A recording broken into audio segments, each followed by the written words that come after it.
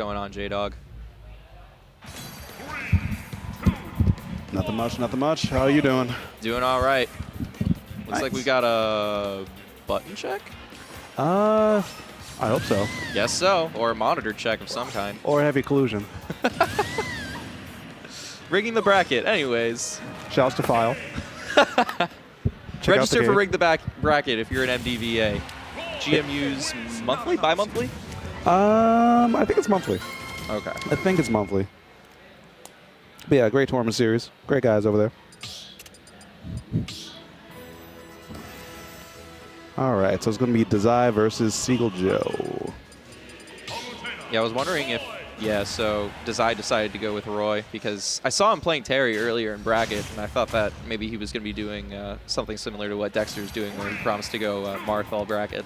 I think Dazai just throws a dart at a dart or at the character select screen wherever he lands is what he plays that day. That explains the monitor issues. But anyways, Dazai's opening up this game with some forward air chains, getting a little bit of percent lead, but then Seagull Joe brings it right back. Yeah, that's kind of how these matchups go for these two at the early percent.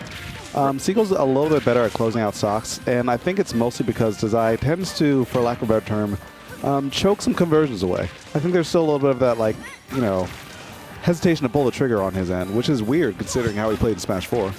Well, I think that when you want to get in, you want to cause so much damage, it opens yourself up. But when you have the skill level that both of these players have, you know, it's hard to say what's clutch and what isn't, what's dropped and what's, you know, something that's really brilliant, because at some point you're just going and reacting all on instinct. Yeah, that is true. And Seagull Joe tends to be an instinctual player until you make him do otherwise. And right now, he's looking like he has his game plan figured out to a T, and still that trade, that actually alleviates a lot of pressure for Dazai. Dazai takes the stock back from a disadvantaged state. That was pretty cool. Yeah, sour spot up there, the sweet spot up there. Using the sour spots to his maximum advantage, and oh man, no sour right there. That was all sweet. Using the dash attack, he gets Dazai up in the air. Now both players really trying to wall each other out with their aerial attacks.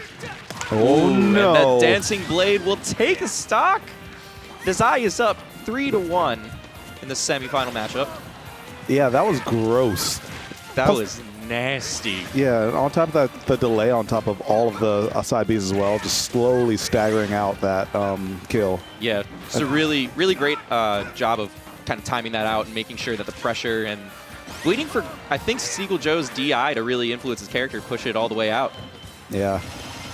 And then that Nair will kill at 186%, 2-1. About dang time. If that went on any longer, oh no.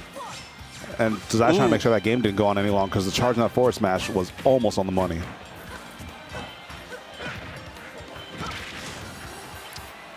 Back air's not going to do it just yet. That was so brave by Seagull. And we get some Nair to up air chains to up air. Will he go with another? No, he's going to go with the back air.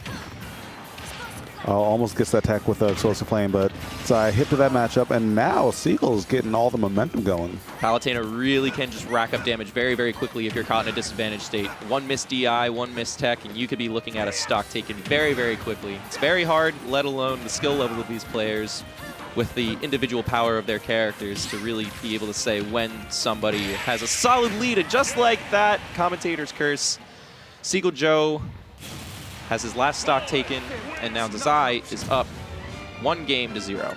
Yeah, once he had to land on that platform, that was pretty much GG.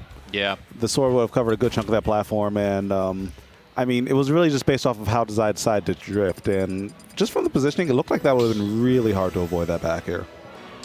So we're going to Kalos for game 2.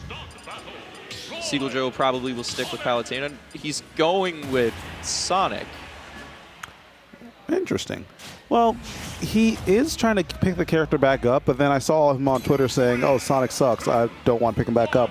But then there's 2 weeks in a row that you're playing Sonic. There's inconsistency, Seagull Joe. Explain. It's just like the fact that Seagull Joe has more tertiary mains than I have wins in bracket in the last 3 months. Why you cook yourself like that, man? Because I deserve it sometimes. Dang. Eventually, I'll get better. All right, keep that energy. As long as you're like, eventually I'll get better. You gotta add that at the end. Yeah. But right now, his Sonic is looking pretty solid. I think part of that is due to the stage counterpicking Kalos being such a wide stage and having that platform where you can charge the spin dash and have free reign for a little bit. It's really interesting, though, because a lot of players just say that when you're playing against a Sonic, if you hold your shield button, there's really nothing that Sonics can do. Yep, I agree. Like once you're past like 30 or 40, yeah, you can hold shield and just be big chilling for a while. But it looks like Seagull Joe just had the need for speed, and he is now in a really sticky situation on ledge, manages to recover, come back, and then he gets caught with a jab to back air, gets launched off stage. Dazai waiting with that neutral B charge. But Sour Spot forward air is not going to be enough to get the kill. And now, there's going to be a regrab, but no, smart stuff by Seagull Joe to flip that situation around. I've never seen such great tech from a Sonic player, mostly because I've never really seen that many good Sonic players. They're a dying breed. There's like 4. I know there were plenty of them in Smash 4, but I didn't really play a whole lot of Smash 4, fortunately. And Dazai getting that first kill in Game 2. At 112%, though, I don't exactly know what Sonic's kill range is, but that seemed to be a possibility as he threw out that back air. Oh, no. And now, now we're getting the back airs. Or those are forward airs, sorry. Yeah, I bet he wished that back air killed, though, because now he 862 off of that big combo from Dazai. Dazai just waiting, saying, he's going to flash his shield saying, watch, you can't get through this. Yeah, I mean, Sonic has to release it now. He can't just hold it forever. Oh, no, and now Dazai got the memo. Just hold shield, and there's not much Sonic can do once you're past 30. Interesting choice. I wonder if this was maybe a little bit of a flex by Seagull Joe, thinking that he could get this back, but he seems to be certainly paying for his choice now. Dazai with 160% still on his first stock. He's managing to space out Seagull Joe very effectively with those neutral airs and the forward airs. Yeah, I think a big part of it actually might be like just Seagull Joe trying to experiment, trying to do new things, you know? I mean, he definitely does have a set to lose out of it. That he does. Right now, it's looking like that's very likely. He's already at 43% on his final stock, and Dazai could have ended it all right there. And he still was going for it, but maybe swinging a bit too hard. No 3 stock for you, my guy.